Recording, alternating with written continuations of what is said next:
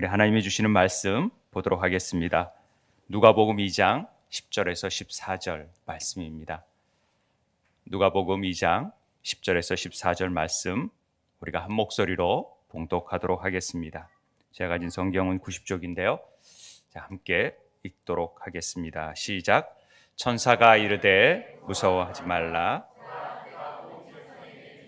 큰 기쁨의 좋은 소식을 너희에게 전하노라. 오늘 다윗의 동네에 너희를 위하여 구주가 나셨으니 곧 그리스도 주시니라. 너희가 가서 강보에 쌓여 구유에 누워 있는 아기를 보리니 이것이 너희에게 표적이니라 하더니 호련히 수많은 천군이 그 천사와 함께 하나님을 찬송하여 이르되 지극히 높은 곳에서는 하나님께 영광이요 땅에서는 하나님이 기뻐하신 사람들 중에 평화로다 하니라. 아멘. 메리 크리스마스. 우리 옆 사람하고 눈으로만 마주하면서 다시 한번 메리 크리스마스 인사했으면 좋겠습니다. 메리 크리스마스.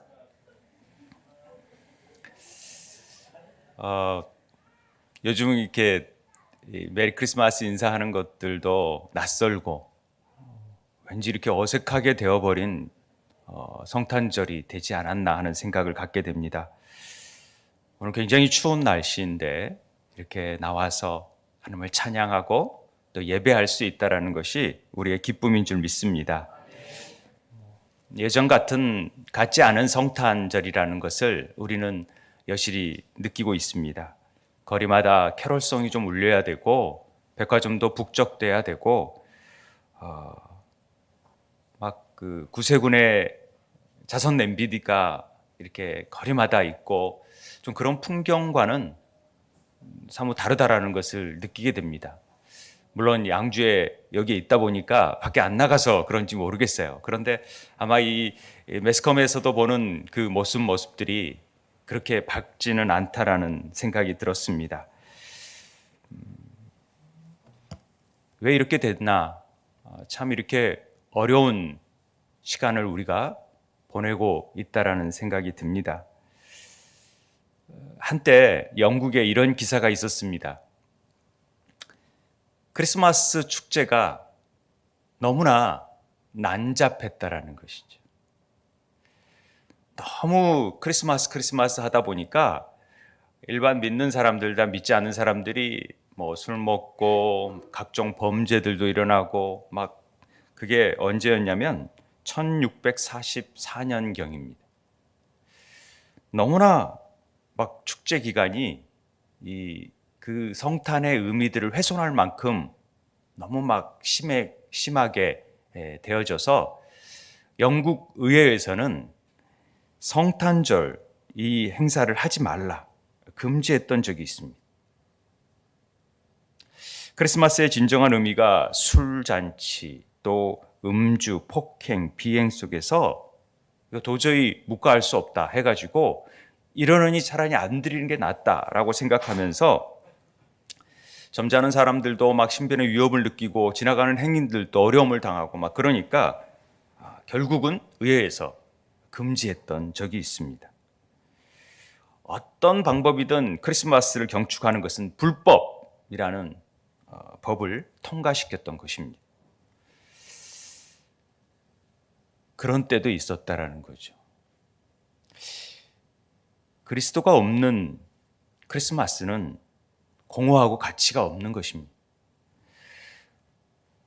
크리스마스가 그리스도를 지킬 필요가 있고 그 의미가 되새겨져야 되는데 그러지 못한 때도 있었지만은 오늘 이 바이러스를 통해서 우리는 또 한 번 전혀 이런 기쁨을 누릴 수 없는 시기가 되어버렸다라는 것입니다. 그래도 올해는 대면 예배를 이렇게 드릴 수 있다는 것이 얼마나 감사한지 모르겠는데요. 어떤 면에서 더 차분한, 더 진정한 의미를 생각해 볼 수 있는 성탄절이 되고 있지 않나 하는 생각도 하게 됩니다. 마치 지금 벌어지는 일들이 언제 영화 속에서나 볼 수 있는 상황들이 지금 펼쳐지고 있다는 게 너무 안타까운 일이지만은 그나마 저희 공동체 안에서 어제 아이들이 새벽송은 아니지만 저녁송을 집집마다 가서 불러주고 군고구마를 구워주고 또 이렇게 나름 우리 안에서 성탄의 기쁨을, 주님의 오심을 이렇게 찬양하고 노래할 수 있다는 것이 너무나 감사한 일입니다. 아이들에게도 이런 추억들이 계속 살아나야 되는데 사라져가는 것이 아쉬움이 드는 것이죠. 오늘 성탄 메시지는 큰 기쁨의 좋은 소식입니다. 요즘 좋은 소식 듣기가 어렵잖아요. 늘 들려지는 소식이 확진자 몇 명, 이런 소식이나 또 이렇게 우리나라를 대표하는 대통령 후보들이 서로를 비난하는 소리, 또 누가 더 나쁜가 마치 경쟁이나 하는 듯이 비리들이 막 파헤쳐지는 그래서 정말 누구를 뽑아야 되나 이런 생각을 하게 만드는 그런 마음이 드는, 그래서 그런 소식들이 별로 뉴스를 이렇게 보더라도 별로 듣고 싶지 않은 뉴스들이 참 많은 것 같습니다. 뿐만 아니라 점점 더 성폭행, 아동폭행, 또 부정부패, 안전사고로 인하여 큰 어려움, 이런 듣는 얘기가 좋은 소식이 아닙니다. 그런데 오늘 큰 기쁨의 소식이 우리에게 다시금 들려주고 있다는 것에 유한이 되는 것이죠. 여러분 듣고 계십니까? 큰 기쁨의 소식이 무엇입니까? 이 크다라는 말은 히브리어로 가돌이라 그래요. 가돌.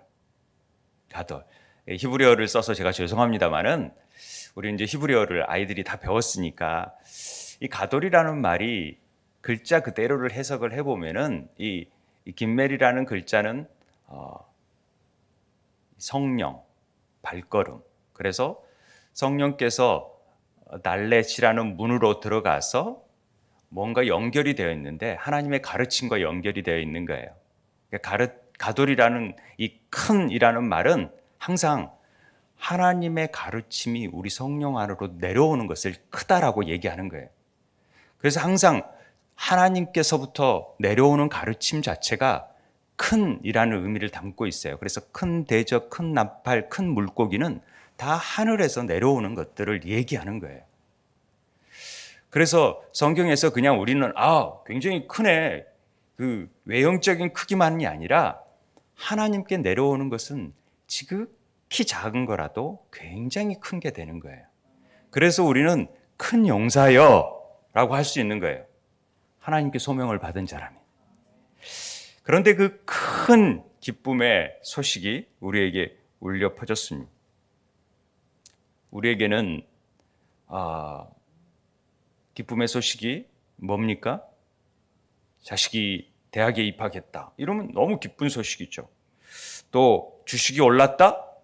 비트코인이 올랐다? 이것도 기쁜 소식이 되어질 수 있습니다. 병원에 검진받은 사람이 암인 줄 알았는데 암이 아니라고 오진이었다고 하면은 그것처럼 기쁜 소식이 어디 있겠습니까? 시험을 치른 합격의 소식을 기다리는 자가 합격되었습니다 하면은 얼마나 큰 기쁨이 되겠어요? 이런 소식들이 참 기쁨의 소식이 될 수 있죠. 그런데 이 기쁨은 당사자들에게는 큰 기쁨이 될 수 있지만 그렇지 못한 사람들에게는 슬픔이 될 수 있는 소식이에요. 떨어진 사람에게는, 또 주식이 떨어진 사람에게는, 돈이 없는 사람에게는 오히려 상대적인 더 빈곤감 때문에 기쁜 소식이 될 수가 없습니다. 세상 모든 사람들에게 주는 기쁨의 소식이어야지만이 그것이 참된 기쁨의 소식이 될 수 있다는 것입니다. 그런 생각을 생각해 봤어요. 어떤 게 정말 세상 사람들이 다 기뻐하는 소식일까? 저는 코로나 치료제가 발명됐다는 소식이 들려주면 굉장히 기뻐할 것 같아요. 코로나하고 상관없이 사는 사람들은 그게 기쁨의 소식인지는 모르겠습니다만은 그래도 많은 사람들이 이게 코로나 치료제가 발명됐다? 그럼 기뻐할 것 같아요. 그런데 정말 더 기쁜 소식이 뭘까요? 우리가 죽지 않는 약이 발명됐다. 그러면 저는 굉장히 기쁠 것 같아요. 공감을 별로 안 하시는, 빨리 하늘나라 가고 싶은 우리 교인들의 마음을 제가 10분 알겠지만은 이런 면에서 또 정말 불로장생할 수 있는 약이 발명됐다? 그러면 왜 안 그랬어요? 모든 사람들이 기뻐할 거 아닙니까? 죽음의 권세를 뛰어넘는 거니까. 그런데 그 약이 이미 우리에게 주어졌다는 사실, 이거 믿으세요? 그러니까 우리가 영생의 소망을 가지고 나아가는 것입니다. 이것처럼 기쁜 소식이 어디 있을까요? 근데 우리가 이 기쁜 소식을 별로 실감을 못하는 거죠. 예전에 그 영국 얘기를 많이 하는데, 고속 화물로 아프리카에 한 상자가 도착을 했어요. 영국에서 온 상자였는데, 그 수령인이 그 택배를 받을 때는 착불이기 때문에 돈을 내야 돼요. 근데 자기가 아는 사람도 아니고 그 찾는 사람도 없었어요. 그래서 오랫동안 그 상자가 방치되어 있었다고 하네요. 그래서 결과적으로는 찾는 사람이 없어서 경매에 붙이게 되었습니다. 경매에 붙여서 사는 사람, 그러니까 호기심 있는 사람이 한번 저 그냥 싼 값에 사보자 하고 샀어. 여러 번 봤는데 수만 파운드, 그때 영국의 파운드가 그 돈이 가득 들어있는 함이었다라는 거죠. 어떤 사람에게는 그 선물을 받아 주어졌음에도 찾지 않음으로 인해서 그 가치를 못 느끼는 사람이 있는가 하면은 그냥 우연찮게 그 가치를 발견하는 사람도 있다라는 거죠. 저는 우리 구원의 소식이 이렇게 되어질 수 있다고 생각합니다. 이미 주어졌는 이 기쁨의 소식을 정말 매일매일 쓰고 나누고 베풀고 막 이러면서 막 즐기는 사람이 있는가 하면은 나랑 별 상관이 없다라고 찾지도 않고 거부해버리는 사람들도 있다라는 것입니다. 여러분은 어떤 부분에 속해 있습니까? 우리는 그래도 그 선물을 받고 매일 즐기고 있지만은 한편으로는 무감각해져 있는 건 아닌가, 그냥 당연한 걸로 여기지 않는가 하는 생각도 해보게 됩니다. 그래서 사실 구원은 선물입니다. 에베소서에서 그 은혜에 의해서 믿음으로 말미암아 구원을 받았으니 이것은 너희에게서 난 것이 아니요 하나님의 선물이다라고 얘기하지 않았습니까?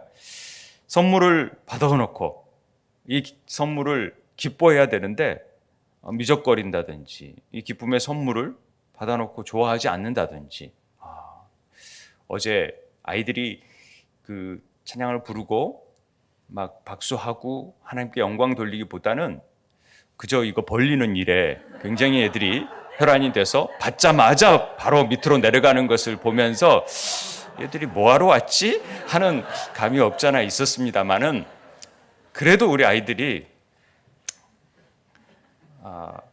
하나님을 아는 그 기쁨을 누리고 있다는 것이 참 좋은 일이죠.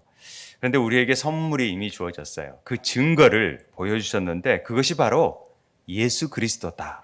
오늘 말씀이 그 얘기를 하고 있는 것입니다. 그래서 오늘 10절에 보면은 무서워 말라 보라, 온 백성에게 미칠 큰 기쁨의 좋은 소식을 너희에게 전하노니 오늘 다윗 동네에 너희를 위하여 구주가 나셨으니 곧 그리스도 주시니라.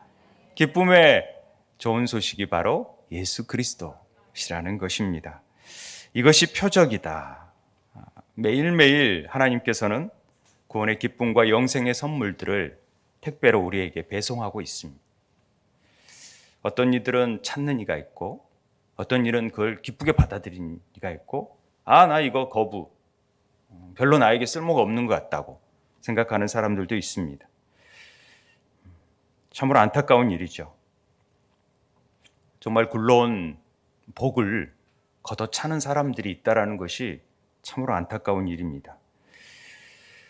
어쨌든 우리에게는 이 기쁨을 수령했고 이 기쁨의 소식을 가지고 매년 우리가 이 기쁨을 다시 확인하면서 나아가고 있습니다. 매일매일 그 기쁨을 표현하고 있지요. 우리는 그 표적을 늘 따라가야 되고 그 표적을 통하여서 우리는 다시금 그 일을 확인하고 있습니다. 이 표적, 강보의 구유에 누워 있는 아기를 보리니 이것이 너에게 표적이니라 그랬죠. 이 표적이라는 말은 우리가 늘 배워왔으니까, 또 제가 여러 번 이거 책에 있는 내용을 스크립해서 했던 것을 그대로 썼으니까 오트라고 해요. 히브리 말로는 헬라어로는 세메니온이라고 하는데, 이 오트라는 말은 글자 그대로 알렙이라는 말은 하나님이라는 뜻이에요. 힘, 하나님. 그다음에 바브, 못이라는 뜻이고, 타브는 십자가라는 X표 십자가거든요. 그러니까 십자가에 못 박힌 하나님을 표적이라고 하는 거예요. 헬라어 말 자체가 바로 이런 의미를 포함하고 있어요. 오트가. 그러니까 표적은 십자가에 못 박힌 하나님을 그대로 예표하고 있어요. 그것을 이사야는 어떻게 얘기하냐면, 주께서 친히 징조를 너희에게 주실 것이다. 이 오트, 징조가 오트라고 되어 있거든요. 보라, 처녀가 잉태하여 아들을 낳을 것이요 그의 이름을 임마누엘이라 하리라. 우리의 징조는 예수 그리스도라는 거죠. 늘 그 그리스도와 함께 동행하고 그리스도와 함께 사는 자들은 이 징조 안에서, 이 기쁨 안에서 살아갈 수 있다는 얘기를 하는 것입니다. 그 표적이 우리에게 나타났으니 얼마나 우리에게 기쁜 일입니까? 이 표적을 따라갔던 동방박사처럼 우리도 그분을 늘 따라가고 그분을 경배하고 예배하고 그분과 함께 동행하는 삶을 사는 것이 우리의 마땅한 자세입니다. 여러분들이 어떤 소식을 기다리고 있습니까? 이 성탄절기에 정말 주님이 우리를 위해, 나를 위해 찾아오시고 나를 구원하기 위해서 찾아오셨다라는 이 기쁜 소식을 믿으십니까? 코로나가 가족이 걸렸다면 치료제만큼 좋은 소식이 어디 있겠습니까? 빨리 알려줘야겠죠. 내가 발견했다면.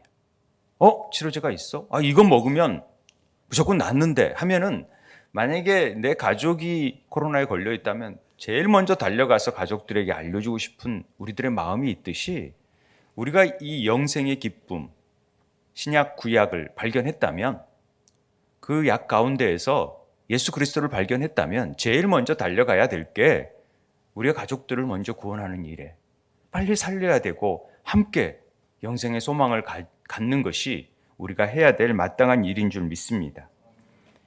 이 감격이 없으니까, 이 기쁨이 없으니까, 이 치료의 경험이 없으니까 내가 그걸 전하는 일에 소홀해지는 것입니다. 그리고 이 감격이 없으면 전할 수도 없어요. 나는 그런 거하고 상관없는 사람인데, 죽음하고 상관없는 사람인데 내가 뭘, 그러다가 죽는 것이죠. 이 땅에 육신을 입고 오신 그리스도를 우리가 알 수 없다면, 그 성육신의 그 깊은 사랑을 깨닫지 못하면 우리가 전하지도 못하고 이것이 사랑인지도 모르고 그저 그런 그냥 우리끼리만 즐기는 크리스마스가 되어버릴 수 있다는 것입니다. 제가 좋아하는 필립 얀시가 이 성육신의 의미를 이렇게 표현했더라고요. 창조자가 지구상의 피조물 가운데 한가운데 되셨다는 이 사실이 어떻게 이해될 수 있는가? 우리 그렇잖아요. 어디에도 견줄 수 없고 전혀 생소하며 유일무이한 사건이다. 춥고 어두운 어느 날 밤 베들레헴의 굴곡진 언덕 위에서 영적 세계와 물질 세계가 극적으로 교차된 것이다. 처음도 없고 나중도 없으신 하나님께서 시간과 공간 안에 들어오신 것이 성육신이다. 요즘 새벽마다 아테프 신부님의 그 성육신 오신 사랑을 묵상하고 있는데, 이 나이가 들수록 이 성육신만큼 놀라운 신비로운 일이 어디 있을까라는 생각을 해보게 됩니다. 가장 누추한 마국간에 갓난아기로 태어나셔서 다른 아이들처럼 말하고 걷고 혼자 옷 입는 걸 배워야 되고, 전능하신 하나님의 아들이 그냥 우리 글자를 배우는 거예요. 한자 아람어를 배우는 거예요. 히브리어를 배우는 거예요. 무소부지하신 분이 걸음마를 배워서 이동해야 되고요. 기저귀를 차셨는지 어쩐지 모르겠지만 그런 것도 해야 되고, 다 이런 일들을 해왔다라는 것이죠. 한눈으로 온 우주의 별을 바라보셨던 분께서 나사렛의 그 좁은 오솔길과 유대의 광야와 바위들과 예루살렘의 복잡한 거리를 늘 쳐다보시면서 인간의 그 연약함을 그대로 보고 계시고 함께 누리셨다라는 것입니다. 우주 만물을 창조하신 하나님께서 그냥 창조주께서 한낱 인간의 몸을 입고 물질 세계에서 시간 속에서 생활하신다라는 것입니다. 염을 통해 오신 주님의 표적은 누구에게도 어떤 상황에서도 예외가 없이 적용되는 사건입니다. 어떤 사람도 이 선물을 마음으로 받으면 구원을 얻지 못할 사람이 없다라는 사실이죠. 그래서 누구든지 기쁨의 소망을 가질 수 있습니다. 원하면. 진정한 성탄은 우리의 빈말, 가슴에 주님이 찾아오시는 사건입니다. 매일매일 주님이 새벽마다 찾아오셔서 말씀하시고 인도하시고 거듭나고 그래서 그 사랑을 알고 감격하며 주님과 동행하는 삶을 살아가는 것이 성탄절의 좋은 소식의 기쁨입니다. 기쁨의 좋은 소식, 큰 기쁨의 좋은 소식입니다. 힘드시잖아요. 어렵잖아요. 그것들을 훨씬 뛰어넘는 기쁨의 소식이 우리에게 있다는 사실을 잊지 마시고 좌절하거나 포기하거나 염려하거나 그러지 않았으면 좋겠습니다. 우리를 죄를 사하시러 우리가 오셨다니까요. 그래서 이제는 하나님과 전혀 만날 수 없는 우리를 언제든지 예수의 이름으로 저 하나님 나아갑니다. 그러면 청와대 문이 열리듯 무사통과 하나님 보좌 앞으로 담대히 나아갈 수 있는 능력이 우리에게 있다라는 것 아닙니까?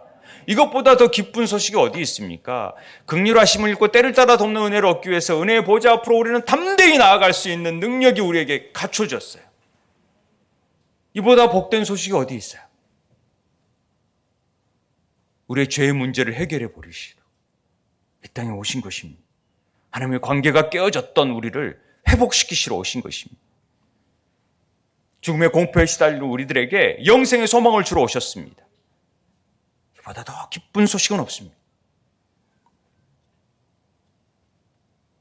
죽음을 두려워하는 이들이 많이 있습니다. 그러나 우리는 그 죽음의 두려움을 뛰어넘는 능력, 죄로 인해서 늘 고민하지만 그 죄를 이길 수 있는 능력, 이것들이 주님의 오심으로 우리에게 주어졌다라는 것입니다.